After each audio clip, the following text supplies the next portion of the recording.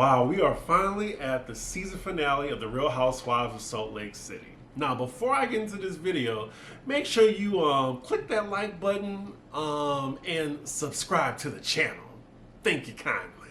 Let's get into the episode, shall we? Now, last week we left off at like the hypnotherapist's house and they were in Vegas. And now, like this episode, they just jumped straight back to Salt Lake City. We don't know anything that happened in between. Also, what's weird is this is a really strange opening. Now, we go to all 6 ladies just doing like, miscellaneous tasks in their day-to-days. Like, we see Whitney meditating. We see Mary in her kitchen. We go to all 6 ladies and they're just like replaying visuals from the last episode from the Vegas trip in each ladies segment. So we get to all 6 ladies and they're playing like a flashback type clip 6 times. That was so unnecessary. Anywho, next scene, we're with Heather and she's opening up her new beauty bar in 2 days. So basically, Heather's getting ready for her grand opening. She's having a really nice party. It looks like the theme is pink and white. You know what, Heather? It's okay. I didn't know what stanchions were either until I worked at a restaurant. So yes, I know what stanchions are now too. I'm not gonna hold it against you. Okay, this is the first time I think I've heard the word stanchions said so many times to the point where it like lost its meaning. It's not that complicated of a word, Heather. Like she just asked Whitney, how do you know the word stanchions? Which is actually kind of shady on her part. So Whitney and Heather are talking about Vegas, and Whitney asks Heather, have you talked to Jen? And we see that she has not talked to Jen. Heather is like not here for her bullshit. And Jen is actually invited to this event, but I don't think Heather disinvited her. Secretly, I think Heather wants Jen to come. That's why she didn't disinvite her. And they're basically hoping that there's no drama at her launch party. So next scene, we're with Lisa, and lo and behold, she's meeting with Jen. Of all people. Now, all that talk that Lisa did in that last episode, oh, I'm done with Jen. I'm done with her. And now she's meeting her? After she just talked about your best friend, Meredith?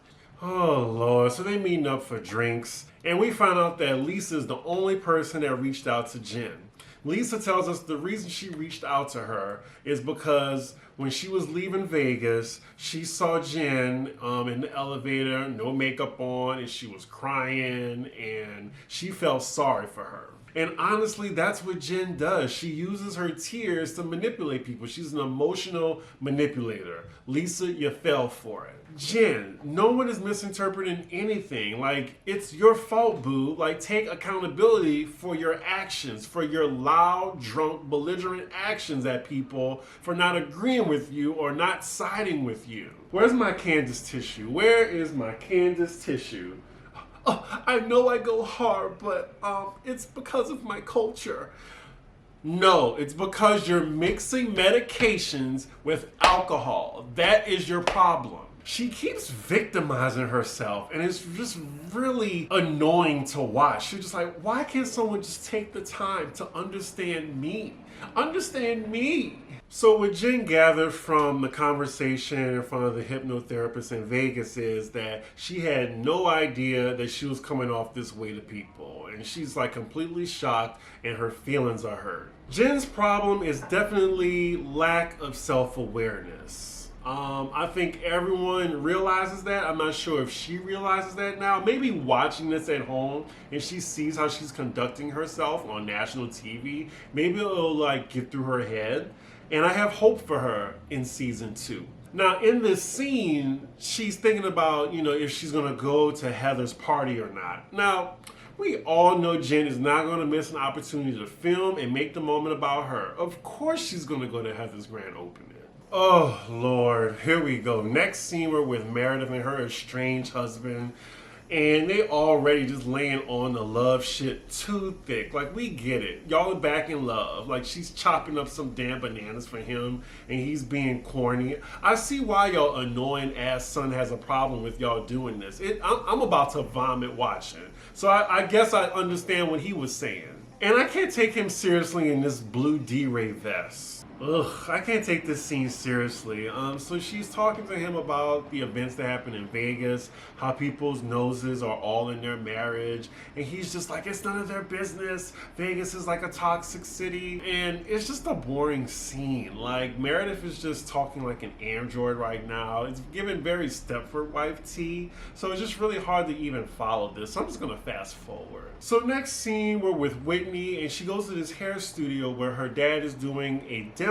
And we find out from her that he's done with rehab and he has a few more days in his sober living facility. I be forgetting that her dad is a hairdresser because, I mean, look at his hair, y'all.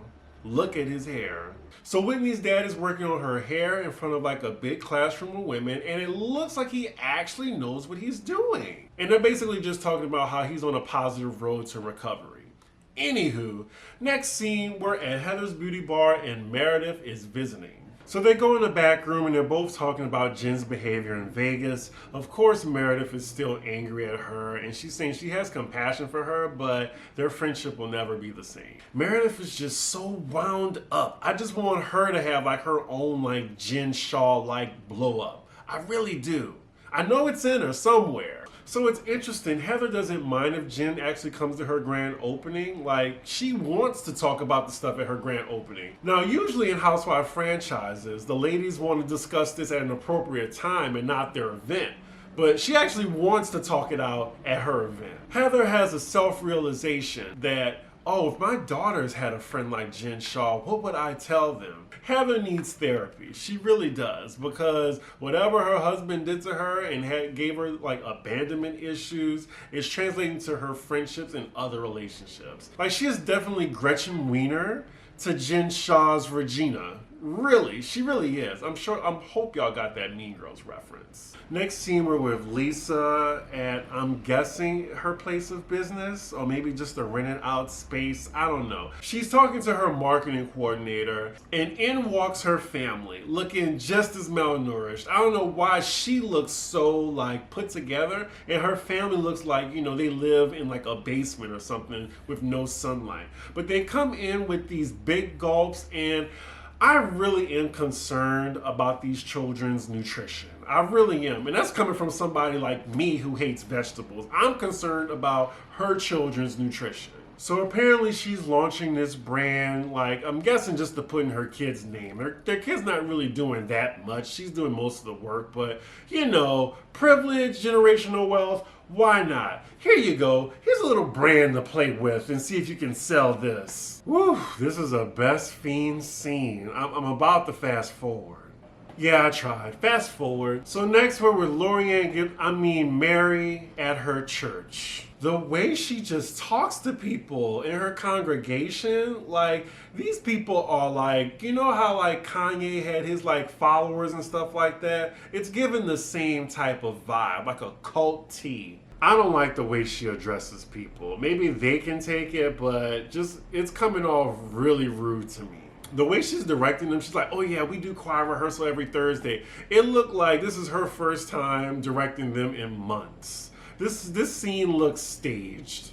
Oof, I swear, I think y'all were right. Like, I feel like the reason why everyone just singing Amazing Grace because there's no royalties to pay on this song.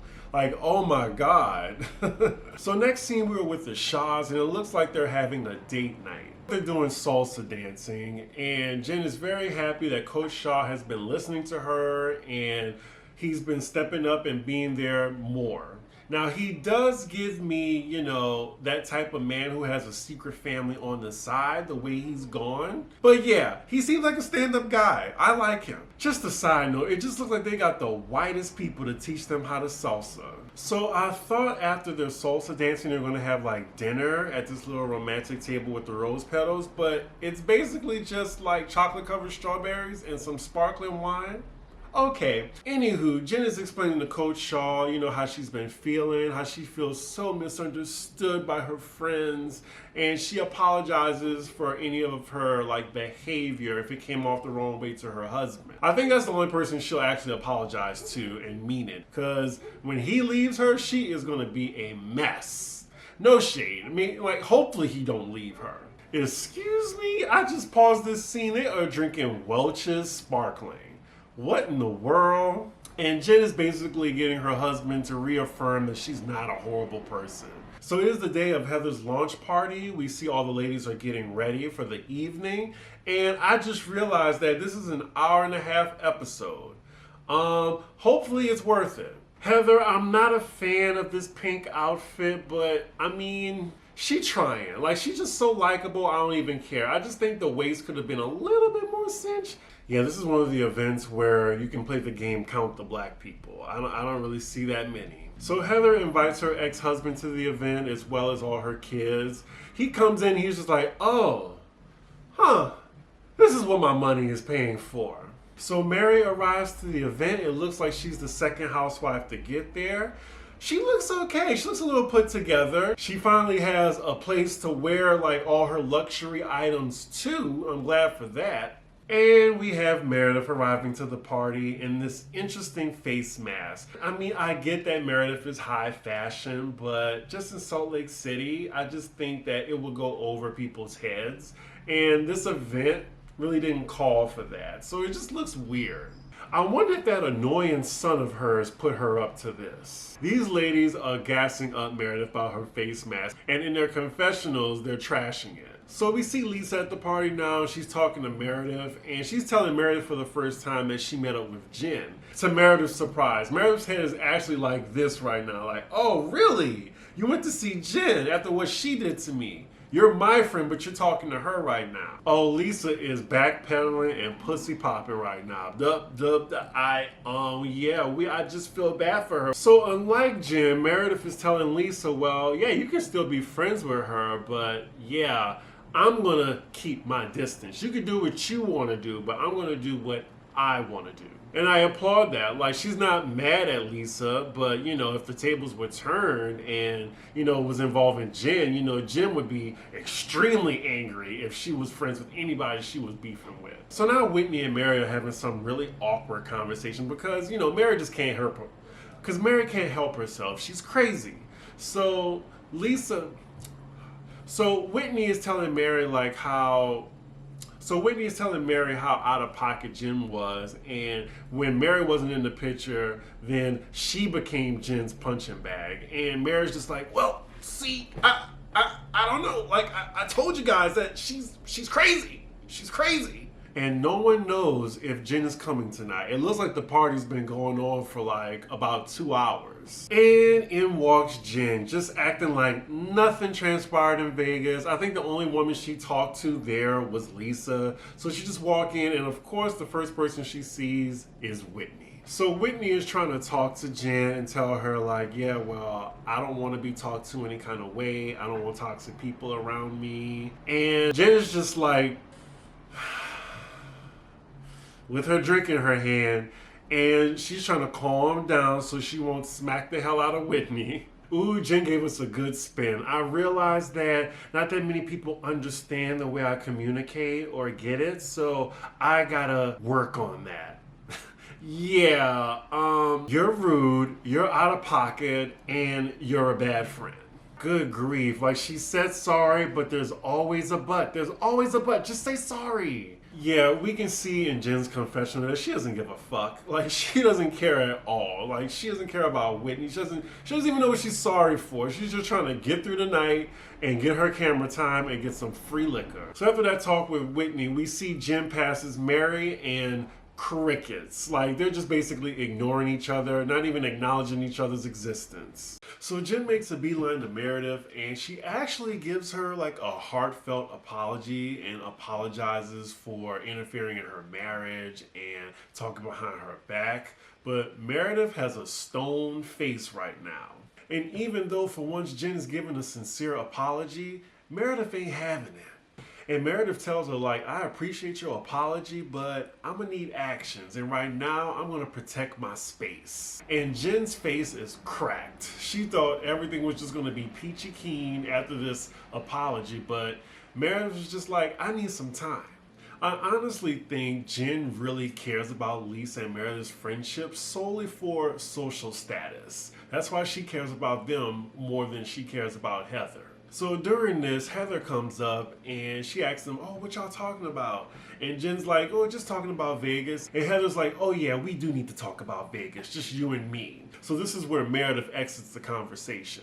So Heather just lays it out for Jen and says in Vegas it really hurt her feelings when she heard that she couldn't trust her after all that she done for her. Oh yeah, and definitely Jen only raised her hand out of strict pettiness because everyone else raised their hand about they can't trust her.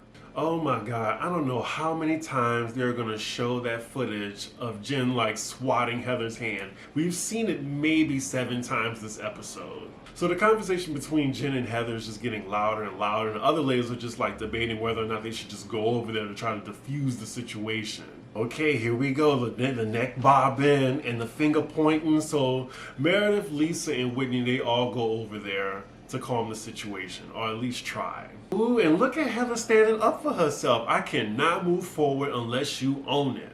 Okay, Heather, like not only does she want an apology from Jen, she wants like a whole entire script. She's like, this is what I want you to tell me. I want you to tell me that you took my friendship for granted, etc., etc., etc.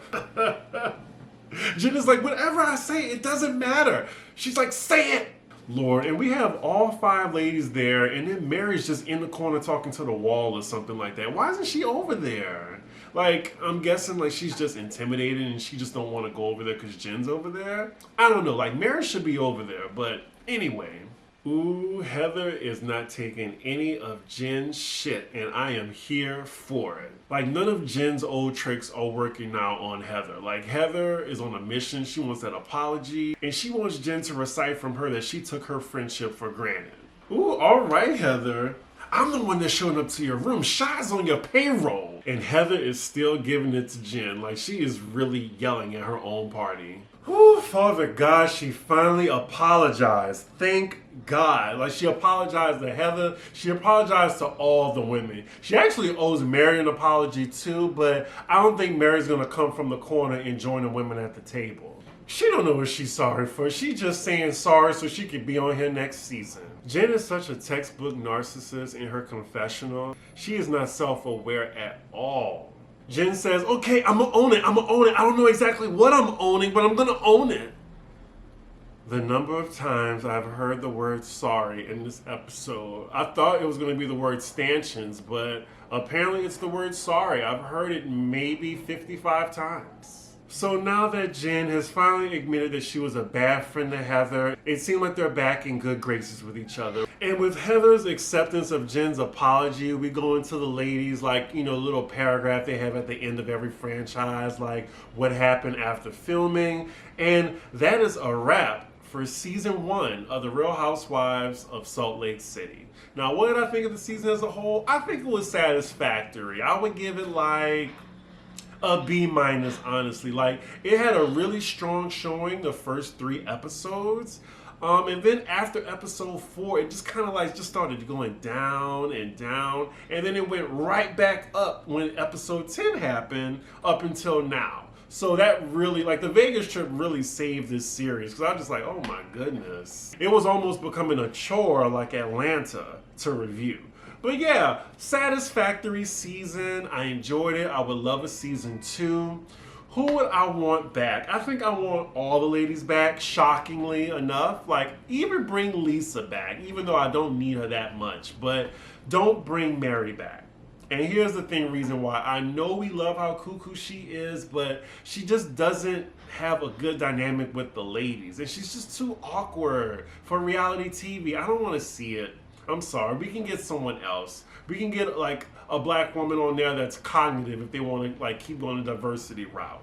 And now the reunion. Why is this reunion 3 parts? What happened for it to be 3 parts? This better be damn good. It better be. Andy fucking Cohen. I knew it had to be him. With that said, I will see y'all for the next Atlanta review. And if anybody can let me know, do we have a new Atlanta episode this Sunday? I heard it's Super Bowl Sunday. Had no idea about that. But anywho, let me know in the comments because I don't know. I don't think we have one. And honestly, I wouldn't mind because I need a break. Anywho, make sure y'all like, comment, and subscribe, and I will see y'all soon. Bye.